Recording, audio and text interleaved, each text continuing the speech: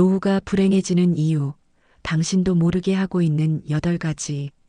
오늘은 노후에 꼭 피해야 할 행복을 망치는 8가지 습관에 대해 이야기해 보려고 합니다. 사실 나이가 들어도 행복은 멀리 있는 것이 아니라 일상 속 작은 습관에서 결정됩니다. 많은 분들이 나이가 들면 당연히 외롭고 쓸쓸해지는 것 아닌가 라고 생각하시지만 실제로는 그렇지 않습니다. 돈이 많다고, 건강이 완벽하다고, 자식이 잘 된다고 해서 반드시 행복해지는 건 아니에요. 오히려 무심코 반복하는 작은 습관이 우리 노후의 즐거움과 평안을 조금씩 뺏어가기도 합니다. 반대로 말하면 몇 가지 습관만 바꿔도 노후는 충분히 행복하고 의미 있는 시간이 될 수 있다는 뜻이기도 합니다. 자, 이제 하나씩 살펴볼게요. 첫 번째는 돈 자랑이 관계를 망친다. 노년이 되면 평생 모은 재산 이야기를 하고 싶은 마음이 생기죠. 내 집은 얼마짜리야? 내 주식이 얼마 올랐어? 우리 아들 직장이 어디야 같은 말말이에요. 처음엔 대단하게 들릴 수 있지만 시간이 지나면 사람들은 피곤해하고 거리를 두게 됩니다. 실제로 서울 강동구의 한 등산 모임에서 있었던 일입니다. 새로 가입한 70대 김 씨는 매번 우리 집이 얼마짜리인지 아세요? 아들이 대기업 다녀서 용돈을 얼마씩 주는데라는 이야기를 꺼냈습니다. 처음 한두 번은 대단하시네요 라고 맞장구 쳐주던 회원들도 몇 달이 지나자 김 씨가 오면 대화가 뜸해지기 시작했습니다. 또 돈 얘기 시작하나? 라는 표정들이 역력했고 결국 김 씨는 사람들이 나를 시기하나 보다라고 생각하며 모임을 그만두게 되었습니다. 하지만 실상은 시기가 아니라 피로감이었던 거죠. 같은 모임의 다른 회원인 박 씨는 오늘 산에서 본 꽃이 정말 예뻤어요. 손자가 어제 그린 그림을 보여드릴게요라는 이야기로 사람들의 마음을 사로잡았습니다. 대화는 삶의 경험과 지혜를 나누는 것입니다. 여행에서 느낀 소소한 즐거움, 손주와 함께한 기억, 요리하다가 발견한 작은 노하우, 책에서 읽은 감동적인 구절. 이런 이야기만으로도 충분히 사람을 끌어당길 수 있어요. 돈보다 삶의 이야기가 관계를 따뜻하게 만들어줍니다. 두 번째는 불평과 원망은 마음을 불편하게 한다. 몸이 예전 같지 않고 사회나 가족이 기대만큼 챙겨주지 않을 때 불평과 원망이 먼저 떠오르죠. 요즘 세상 왜 이 모양이야? 물가는 왜 이렇게 비싸? 정치인들은 뭐 하는 거야? 이런 생각이 반복되면 결국 마음이 무거워집니다. 같은 아파트 단지에 사는 두 어르신의 이야기가 있습니다. 매일 아침 산책을 나가는 이웃들 사이에서 유명한 두 분이었는데요. 한 분은 만나는 사람마다 요즘 젊은이들 버릇없어 나라가 망해가고 있어. 자식들은 부모 생각도 안 해라며 불평을 늘어놓았습니다. 다른 분은 같은 상황에서도 오늘 공기가 참 맑네요. 벚꽃이 이렇게 예쁘게 폈어요. 어제 손자가 안아달라고 해서 행복했어요 라고 이야기했습니다. 불평을 늘어놓던 분 주변엔 사람이 줄어들고 감사와 긍정을 말한 분 주위엔 웃음과 따뜻한 대화가 늘었습니다. 더 놀라운 건 본인의 기분도 달라진다는 점입니다. 불평하던 분은 점점 더 우울해졌고 감사를 표현하던 분은 실제로 더 많은 좋은 일들을 발견하게 되었습니다. 뇌과학자들은 이를 확증 편향이라고 설명합니다. 부정적인 것에 집중하면 부정적인 것만 보이고 긍정적인 것에 집중하면 긍정적인 것들이 더 많이 눈에 들어온다는 거죠. 대화는 작은 감사의 말 한마디부터 시작하는 것입니다. 오늘 덕분에 즐거웠다. 고마워요. 날씨가 참 좋네요. 이런 말은 우리 마음도 주변 사람의 마음도 편안하게 해줍니다. 세 번째는 과거에만 머물면 오늘을 놓친다. 내가 젊었을 땐 그때가 최고였지. 요즘 것들은 우리 때와 달라 이런 말은 모두가 한 번쯤 들어봤을 겁니다. 물론 추억은 소중하고 과거의 경험은 지혜의 보고입니다. 하지만 과거에만 머물면 현재의 즐거움을 놓치게 됩니다. 대기업에서 임원으로 근무했던 68세 정모 씨의 이야기입니다.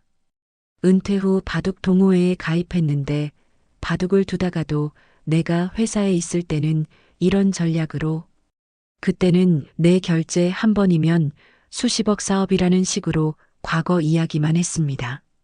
처음에는 대단하셨네요라며 들어주던 사람들도 몇 달 후에는 정 씨가 말을 시작하면 바둑에만 집중하거나 다른 대화를 시작했습니다.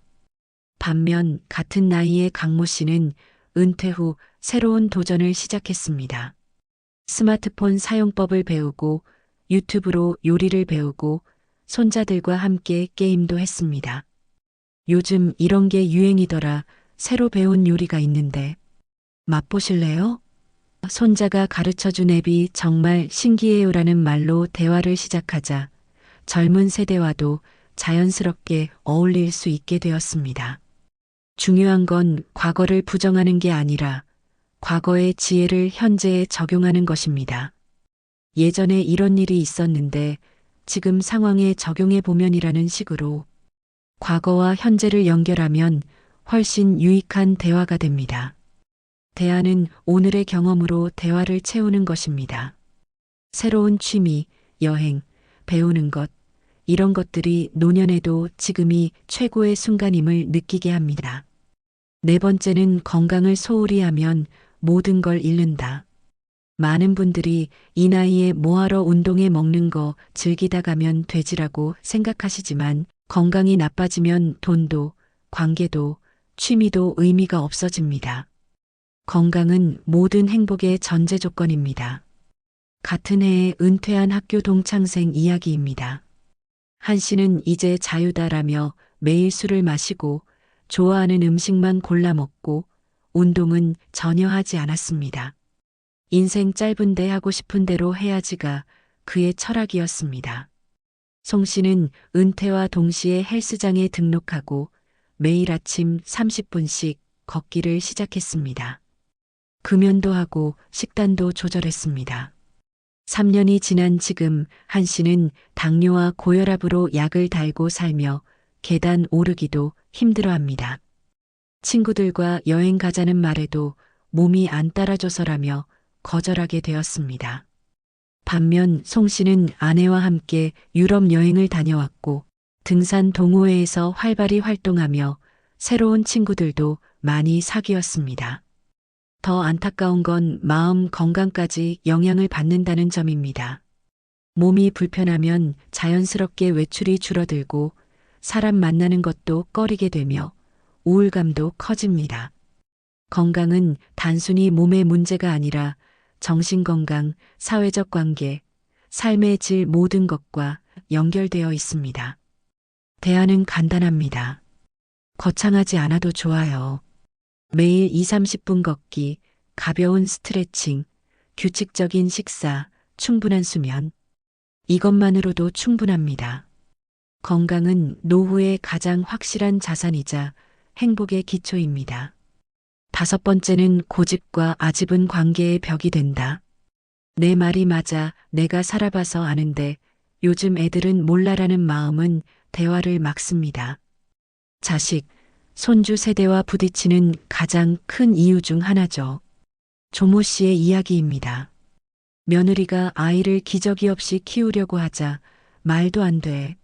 내가 애셋을 키워봤는데 그렇게 하면 큰일 나라며 강하게 반대했습니다. 하지만 며느리는 요즘 유행하는 자연육아법에 대해 충분히 공부하고 전문가와 상담도 받은 상태였습니다. 조 씨의 지속적인 반대로 며느리는 스트레스를 받았고 결국 조 씨와 거리를 두게 되었습니다. 반면 윤모 씨는 며느리에게 요즘은 육아법이 많이 바뀌었나 보네. 나도 배우고 싶으니 알려줄래? 라고 말했습니다. 며느리의 방식을 먼저 이해하려 했고 모르는 것은 물어보며 함께 배우려 했습니다. 덕분에 며느리는 윤 씨를 편하게 여기고 육아 고민도 상담하며 더욱 가까워졌습니다. 핵심은 다름을 틀림으로 보지 않는 것입니다. 세상은 빠르게 변하고 있고 우리가 모르는 새로운 방법들이 많이 생겨났습니다. 스마트폰, 온라인 쇼핑, 새로운 육아법, 달라진 직장 문화 이런 것들을 무조건 나쁘다고 여기기보다는 어떤 장점이 있을까? 내가 배울 점은 없을까? 라고 접근하면 세대 간 소통이 훨씬 쉬워집니다. 대안은 모른다면 인정하고 배우려는 자세를 가지는 것입니다. 예전에는 이랬는데 지금은 어떻게 하는지 궁금하네라는 말 한마디가 관계를 완전히 바꿀 수 있습니다. 고집은 사람을 멀어지게 하지만 열린 마음은 관계를 깊게 하고 즐거움을 만들어줍니다. 6번째는 오늘을 미루면 후회가 남는다. 언젠가 여행 가야지, 나중에 배우면 되지, 건강할 때 해야지. 이런 생각만 반복하다 보면 시간이 흘러 결국 아무것도 못하게 됩니다. 노후의 가장 큰 후회 중 하나가 하고 싶었던 걸 미뤄둔 것입니다. 같은 아파트에 사는 두 분의 대조적인 이야기입니다. 김모 씨는 여행을 꼭 가야지라고 늘 말했지만 아직 돈을 좀 더 모아야 해. 날씨가 좋을 때, 코로나가 완전히 끝나면이라며 계속 미뤘습니다. 그러던 중 갑자기 뇌경색으로 쓰러져 지금은 거동이 불편해 집에서만 지내고 있습니다. 그때 갔어야 했는데라는 후회만 남았습니다. 이모 씨는 은퇴하자마자 지금이 제일 젊은 날이라며 아내와 함께 국내 여행부터 시작했습니다. 무작정 KTX를 타고 경주에 갔다가 제주도에서 한 달 살기도 해보고 코로나 시기에는 온라인으로 영어 회화를 배웠습니다. 지금은 간단한 영어 대화가 가능해서 동남아 여행도 준비하고 있습니다. 중요한 건 완벽하게 준비될 때까지 기다리지 않는 것입니다. 여행은 돈이 많아야 하는 것도 아니고 새로운 취미는 젊어야만 시작할 수 있는 것도 아닙니다. 오히려 시작해보면 생각보다 어렵지 않다는 걸 깨닫게 됩니다. 대안은 하고 싶은 일은 지금 바로 시작하는 것입니다. 거창할 필요 없어요. 오늘 동네 한 바퀴 걷기, 내일 도서관 가기, 다음 주에 문화센터 강의 알아보기, 작은 시작 하나가 하루하루를 특별하게 만듭니다. 7번째는 체면 때문에 마음을 숨기면 후회한다. 한국은 체면 문화가 강합니다. 특히 나이 든 분들은 그런 말 안 해도 다 안다. 민망해서 어떻게 말해라며 진심을 표현하는 걸 어려워하시죠. 하지만 체면 때문에 고마워, 미안해, 사랑해라는 말을 삼키면 중요한 순간에 큰 후회가 남습니다. 평생 엄한 아버지로 살아온 최모 씨의 이야기입니다. 아들이 결혼하고 손자까지 낳았지만 한 번도 고맙다, 자랑스럽다는 말을 해본 적이 없었습니다. 마음속으로는 늘 감사하고 자랑스러웠지만 그런 말 안 해도 다 아는 거 아냐? 라고 생각했죠. 그런데 갑작스럽게 심근경색으로 쓰러진 후 중환자실에서 의식을 잃고 있을 때 아들이 병실에서 아버지, 한 번만 고맙다고, 사랑한다고 말해주세요라며 우는 소리를 들었습니다. 다행히 회복된 후 최 씨는 아들에게 처음으로 미안하다, 고맙다, 사랑한다고 말했고 아들은 눈물을 흘리며 아버지 그 말 들으려고 40년을 기다렸어요 라고 했습니다. 진심을 표현하는데 늦은 때는 없습니다. 하지만 더 늦기 전에 하는 게 좋겠죠? 가족뿐만 아니라 오랜 친구, 이웃, 도움을 준 사람들에게도 마찬가지입니다. 덕분에 즐거웠어요. 항상 고마워요. 당신이 있어서 든든해요. 이런 말들이 관계를 얼마나 따뜻하게 만드는지 아시나요? 대안은 오늘 바로 마음을 표현하는 것입니다. 짧은 한마디라도 진심은 체면보다 훨씬 강력합니다. 말로 표현하기 어렵다면 편지나 문자로라도 시작해보세요. 8번째는 외로움을 두려워하면 삶이 좁아진다. 노후의 가장 큰 적은 외로움처럼 느껴지지만 외로움 자체는 나쁜 것이 아닙니다. 오히려 외로움을 두려워해서 생기는 문제들이 더 클 수 있습니다. 혼자 있는 시간을 견디지 못해 잘못된 관계에 의지하거나 무의미한 모임에 억지로 참석하거나 불필요한 걱정과 상상에 빠지는 경우들이 그렇습니다. 혼자 사는 72세 박모 씨는 외로움이 두려워 이곳저곳 모임에 참석했습니다. 취향이 맞지 않는 모임에서도 억지로 웃고 하기 싫은 일도 거절하지 못했습니다. 사람들과 함께 있을 때는 덜 외로웠지만 집에 돌아오면 더 큰 공허감이 밀려왔습니다. 나는 왜 이렇게 외로울까? 사람들이 나를 좋아하기나 할까? 라는 생각에 우울해졌습니다. 같은 상황의 70세 강모 씨는 다른 선택을 했습니다. 외로움을 인정하고 혼자서도 즐길 수 있는 일을 찾기 시작했습니다. 책 읽기를 시작했는데 추리소설에 푹 빠졌습니다. 독서 감상문을 써서 온라인 독서 모임에 올리기도 하고 그림 그리기도 배웠습니다. 혼자 있는 시간이 더 이상 두려움이 아니라 창조와 성장의 시간이 되었고 오히려 마음의 평안을 찾게 되었습니다. 외로움의 순기능도 있습니다. 혼자 있을 때 자신과 마주하며 진짜 원하는 게 뭔지 알게 되고 깊이 있는 사고를 할 수 있으며 창의적인 활동에 집중할 수 있습니다. 많은 예술가들과 철학자들이 고독 속에서 위대한 작품을 만들어낸 이유가 있습니다. 대안은 외로움을 친구로 삼는 것입니다. 혼자서도 충분히 즐길 수 있는 취미와 활동을 찾으면 외로움은 오히려 풍요로움이 됩니다. 그리고 이렇게 자신과 잘 지낼 수 있게 되면 다른 사람들과의 관계도 더 건강해집니다. 여러분, 지금까지 8가지 습관을 살펴봤습니다. 혹시 나도 이런 적 있는데 라고 생각하신 것들이 있나요? 걱정하지 마세요.